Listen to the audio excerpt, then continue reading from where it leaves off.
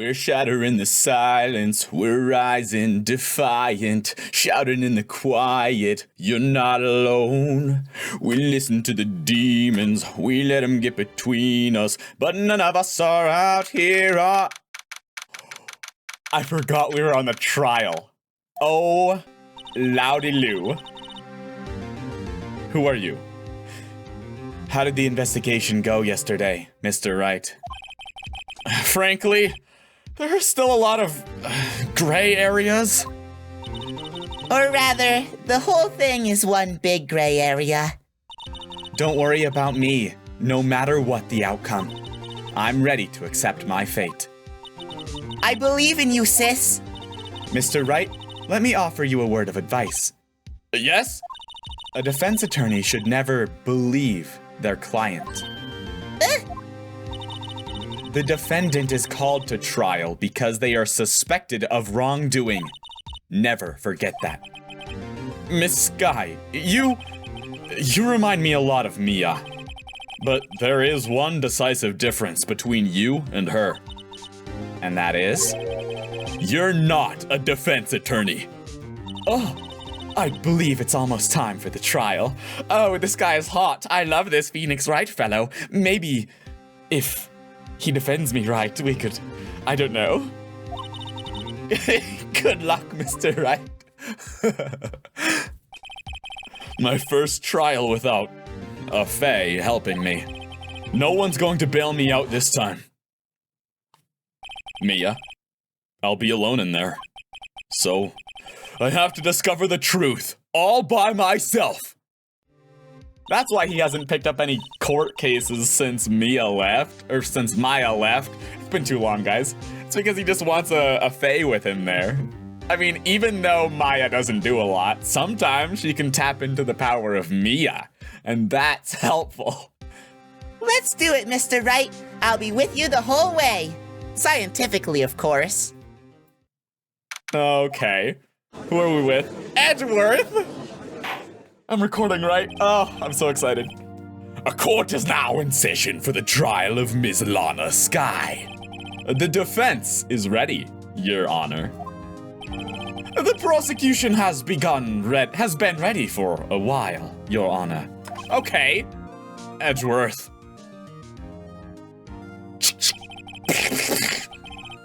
It's been 2 months, but I haven't been in a courtroom since his trial.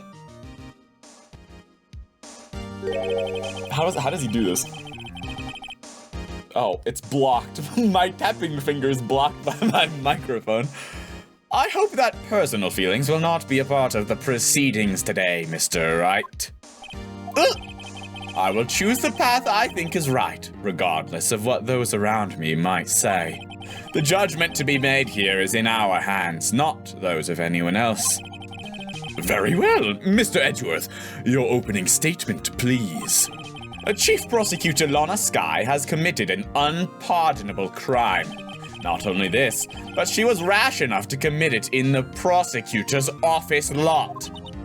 Wow, he's much more forceful in person. I suddenly feel like confessing to everything.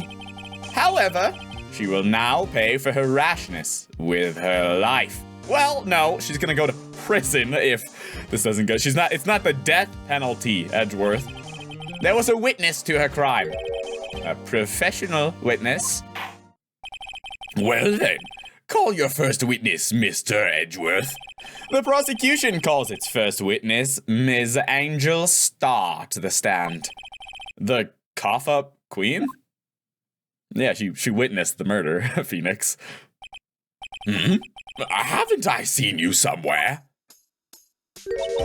You ordered the caviar lunch, right? Oh, caviar? Oh, I've never eaten caviar before. The judge is really wolfing it down. Fish eggs. And for you, I have a fiesta bowl. Thanks. Will the witness state her name and profession? And did you get me something, perhaps? I wanted the sushi. And you, sir, did you order the fingerprint lunchbox? Why? Because he's an attorney? It is too early for lunch. Your name and profession, please. Well, Your Honor, how does it taste? So this is why, everyone raves about caviar. It's so tasty it hurts. I always thought caviar would taste like pickled tapioca. What the heck does pickled tapioca taste like? Name, profession, now. Me? The name is Angel Star. Don't go forgetting it. I find myself running Lunchland these days. Is that what you wanted me to say, Mr. Edgeworth? Very well. Witness, please describe the incident to us. The prosecution will wait. I'm not finished eating. Hurry it up. Oh, I need something to wash this down with.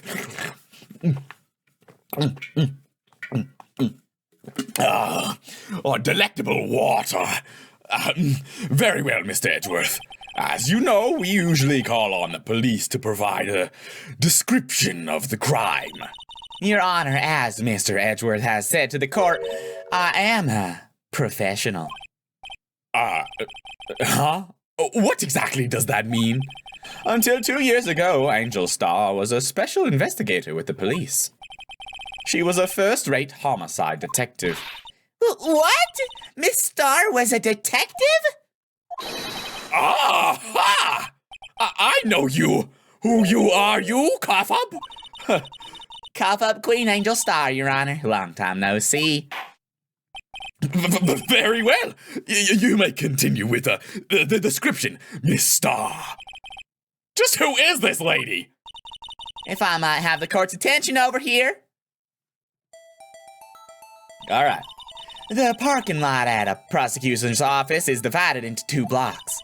A block is for the prosecutor's office personnel, the most important of us, of course, and B block is for those scum over there. For the visitors and clients, I mean. A chain divider separates the 2 blocks. I suppose that's to keep visitors from taking up prosecutors' spaces, yes? The crime took place by a car in the back of A block in the car's trunk. The killer stabbed the victim with this knife and went to drive the body out. I'm guessing this chain that blocks A block and B block, that divides A block and B block, are going to be an important evidence to the case. Because they're going to be like, well, the killer had to have been a prosecutor or something that was in A block, because any of the visitors couldn't have done it because they were separated by the B block divider.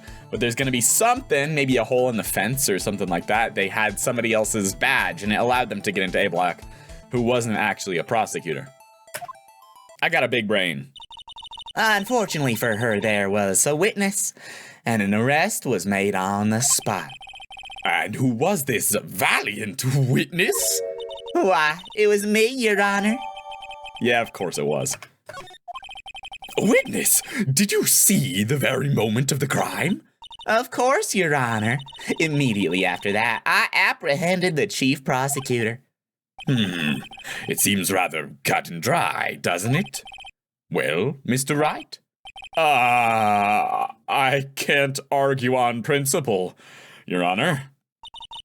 It seems that some poor losers are unwilling to accept the truth, Your Honor.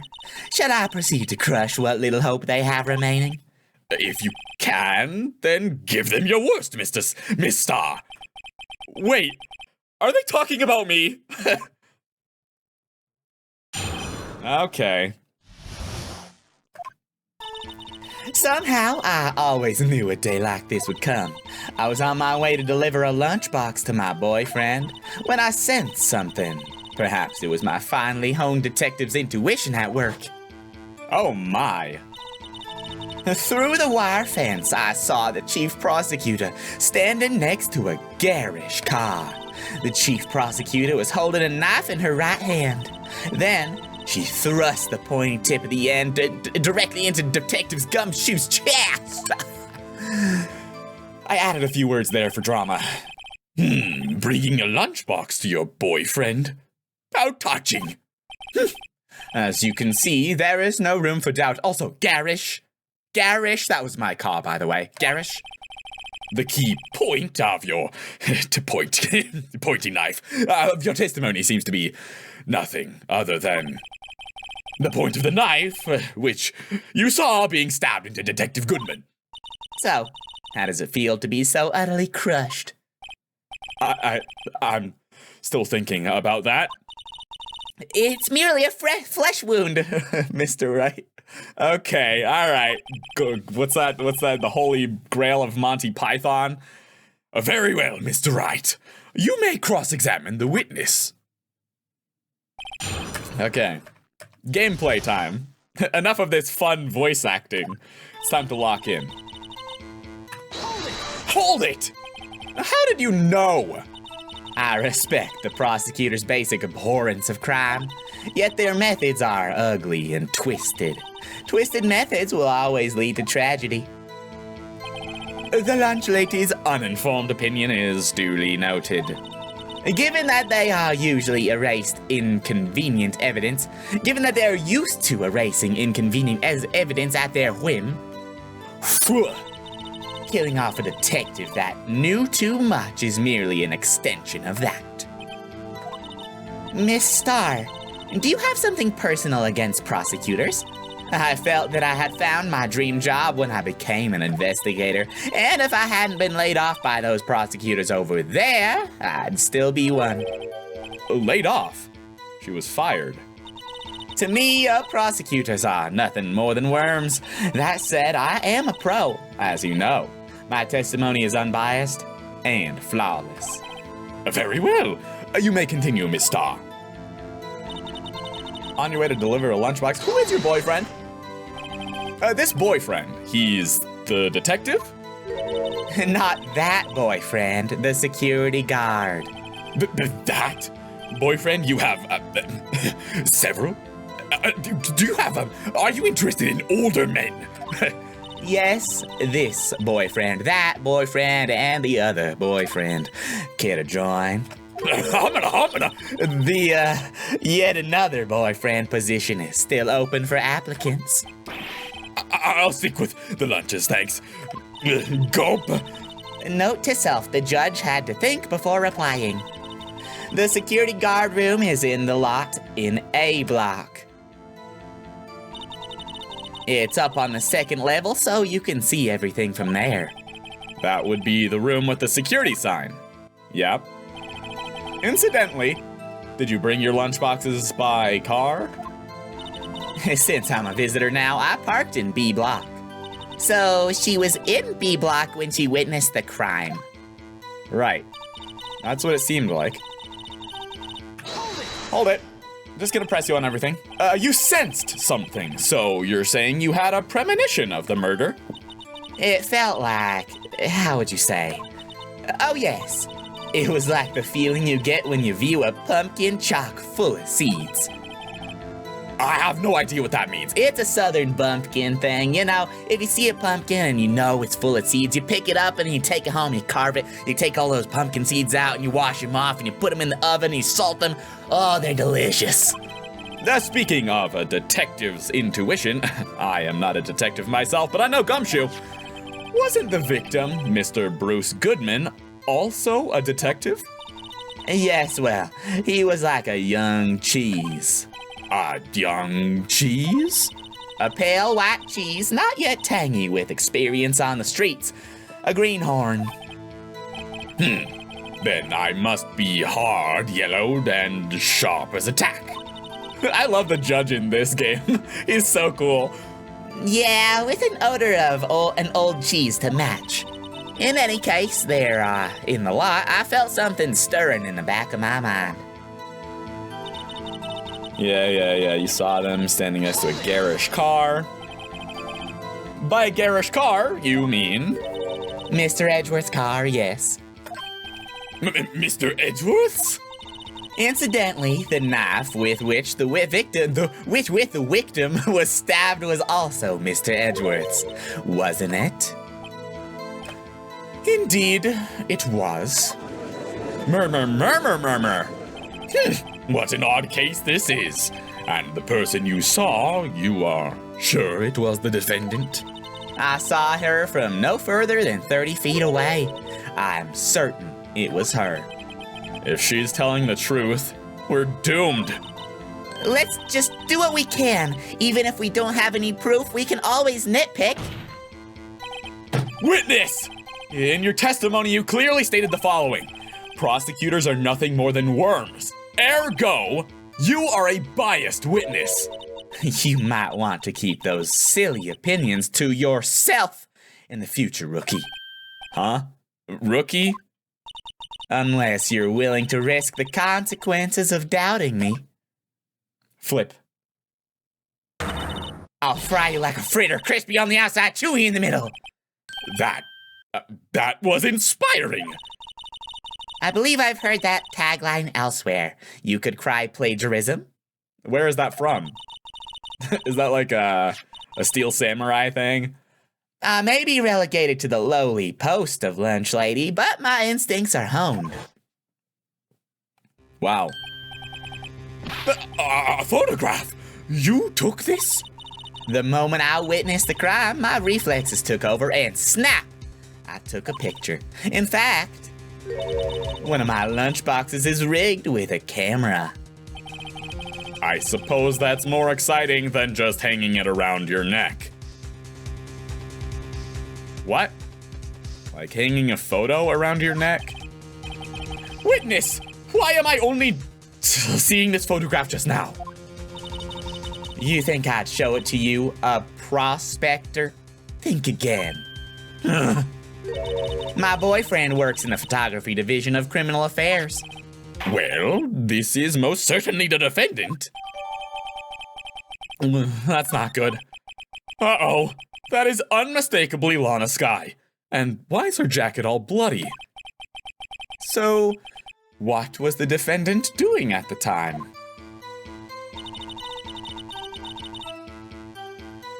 Holding a knife in her right hand.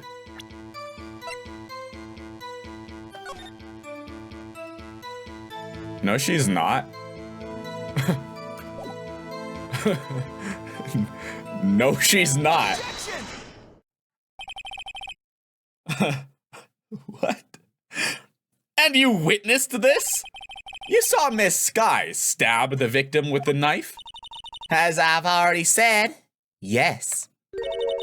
I swear it on my finest salmon swirl lunch. I'm sure that is a fine lunch. But isn't that odd? Look at this photograph. You know, the one that you just gave to us. This is the photograph you took of the very moment of the crime, is it not? I don't know really how the rest of the song goes or how the pacing goes. Then why is Miss Skye not holding a knife? Mr. Edgeworth, your thoughts? Objection. That had to be the weakest objection ever, Edgeworth. Yet it was still stronger than your ever-feeble mind, Mr. Wright. What do you mean, Mr. Edgeworth? This photograph was not taken the moment before the stabbing. This was taken the moment after the stabbing. Objection! And how can you tell that?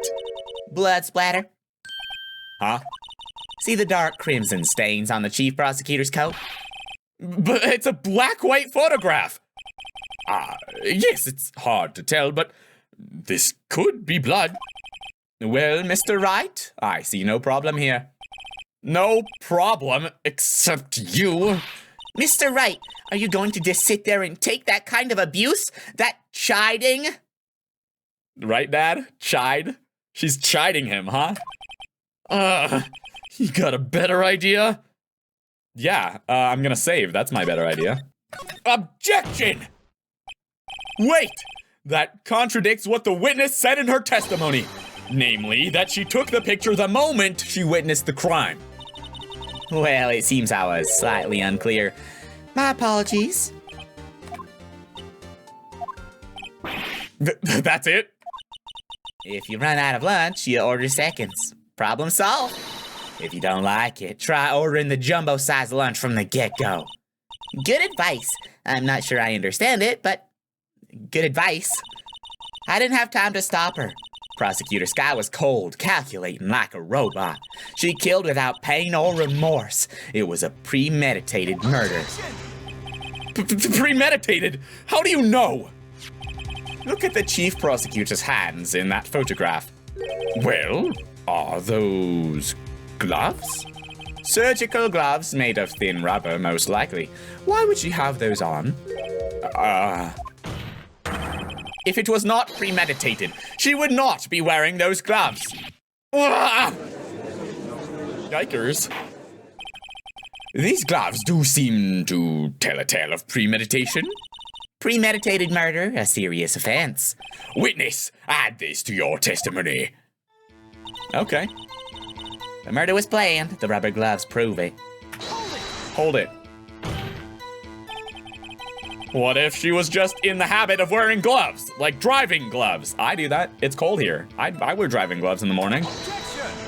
Objection! The gloves were admitted as evidence when the defendant was arrested. They were rubber gloves of the kind used for autopsies. In other words, when the chief prosecutor came to the crime scene, she came to do murder. It's the only possible conclusion one can make. Flip. Everything was planned. It was a premeditated murder. Crime. Ah! Impressive! I'm sorry they took you off the force, Miss Starr. This is bad. She's got them thinking this was all planned. If she can prove this claim, the trial's already over. I've got to think of a way to show that this wasn't premeditated. It's only a flesh wound, Mr. Wright. We can make it. Stop saying that! You said that before. Anything else? Scientifically speaking, Miss Starr's testimony is flawless. Sounds pretty fatal to me. What do we do? Is this it? Is my sister guilty? Let's just keep our heads cool and press the witness a bit, shall we? For some reason, having her panicking next to me makes me calmer. Don't smile like that. You always knew a day like this would come. Okay. Let me see what my evidence is again. Investigators ID card, King Investigator trophy. Murder weapon, usually traces the victim's blood and no prints because she was wearing gloves. Yeah, that checks out. Record of parking. No time has been brought up yet, so I don't think I can use that. That's useless. What does this say again? Cause of death, loss of blood from chest wound. 4.5-inch knife, a single stab wound was found. Okay, that's valuable to remember. Victim's memo, 67S 12/2. When was the murder again? Sorry.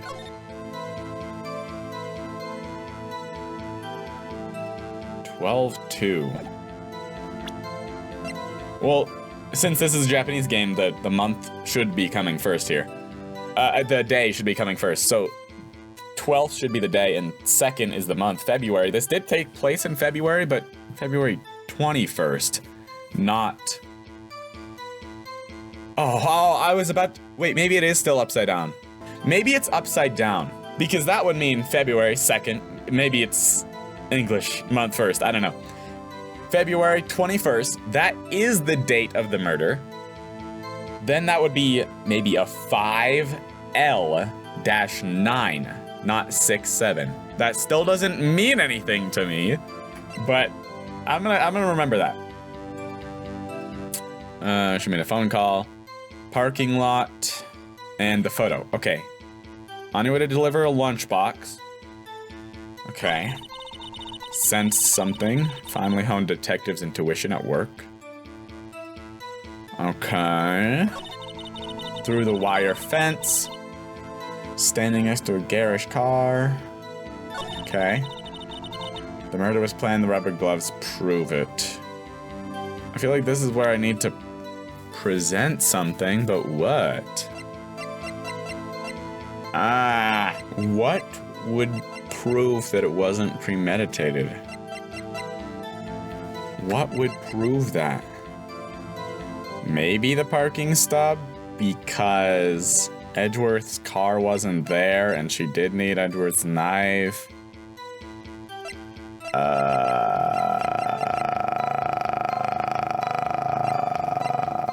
Between 4 p.m. and 5:30 is a big window, especially when considering that the parking stub doesn't show that Edgeworth got there until 5:12. And if they used Edgeworth's knife,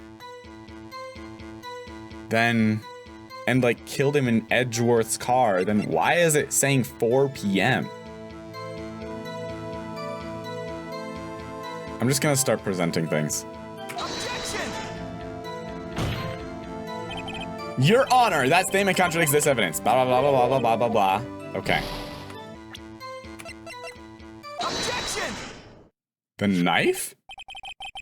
Witness, do you know what this is? Are you trying to test me? I sell box lunches for a living, you know. That's a knife. The knife. The knife that was in Mr. Edgeworth's trunk. Indeed, it is my knife. I mean, yeah. What's with this case? The bloody murder weapon, a red car. All belonging to the prosecutor there. The defendant is the chief prosecutor for the district, right? Mommy, the prosecutor's bad people. The defense has a request. We ask that the witness provide an accurate testimony. What's that, rookie? In your testimony, you stated that Lana Skye planned this murder, and that's why she was wearing those special gloves.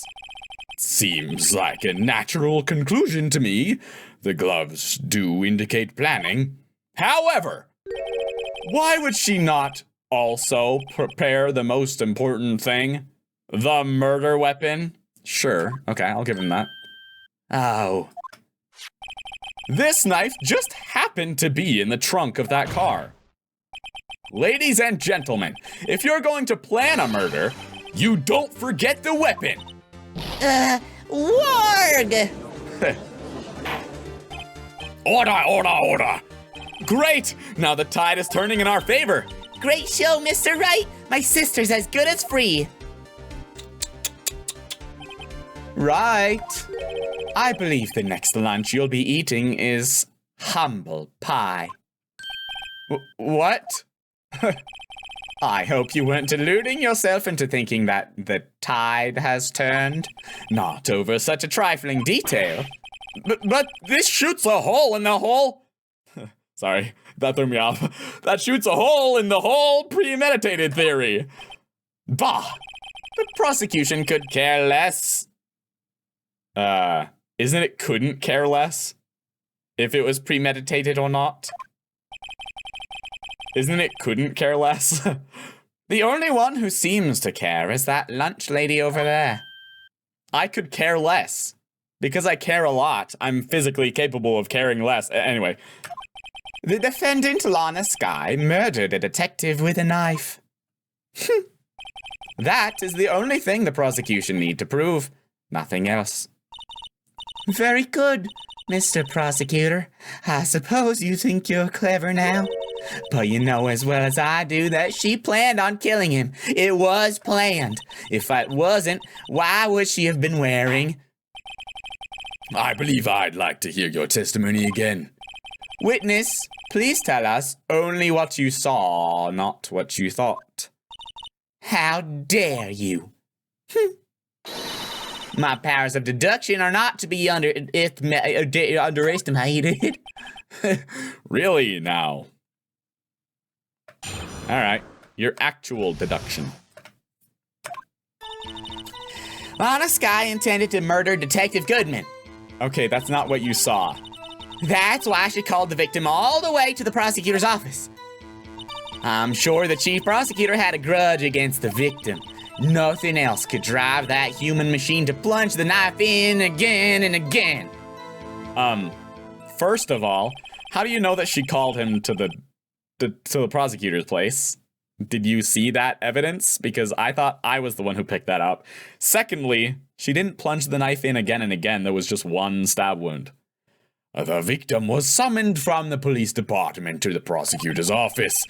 It does sound a lot like premeditation, doesn't it? So if I ordered a pizza, does that mean I'm planning to kill the delivery boy? Preach, Emma! In any case, that's a good point. The defense may now cross-examine the witness. That's actually a great point, Emma. Intended to... Yeah, that's not what you saw. I'm gonna press you. You've said that, but you haven't told us how you know. That's what I'm about to tell you, rookie. I believe what she just said was a mere prelude to the story she's about to tell. Try not to interrupt her again. Rookie. Never interrupt a storyteller. It's like pulling a bun out of the oven half-baked. Something's half-baked here, all right, and it's you. Try not to confuse the defense, witness. They're not very quick on their feet. Now, why did you believe the suspect had intentions to murder the victim? Her actions speak for themselves. All the way up to the prosecutor. How did you know? Is that public knowledge? You have no proof that Miss Sky called him there. You have no proof that she didn't. Mr. Edgeworth, thoughts? There is no record of a call made on the defendant, Miss Lana Sky's phone. She might have written him a letter. Come on, you could have tried public phone first at least. In any case, the victim came to the prosecutor's office, where he was murdered. I'm sure he had a reason to be there. I feel like this lady is the murderer. She, the lunch lady, and she summoned him to the prosecutor's office because he was one of her boyfriends or whatever, and he was one of the people that got her fired, and so she wanted to take revenge or something like that. Guys, it's gotta be right. I'm gonna piece together so many theories that one of them's right. Witness? Why do you think it was the suspect who summoned the victim that day? I'm sure the chief prosecutor had a grudge against the victim. Why?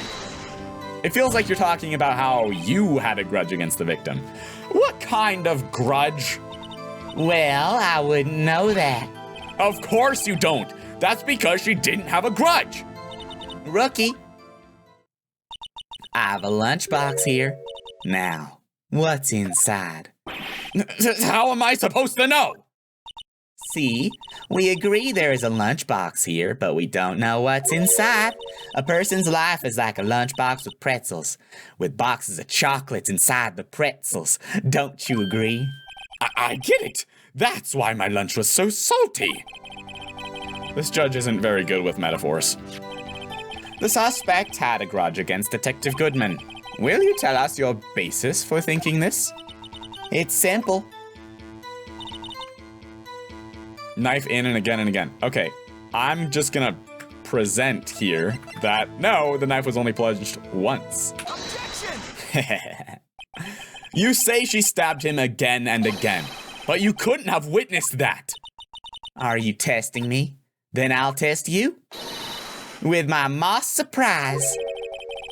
I'm afraid the moss is growing under our feet as we wait, Miss Starr. What do you mean? I shouldn't have to explain this, but take a look.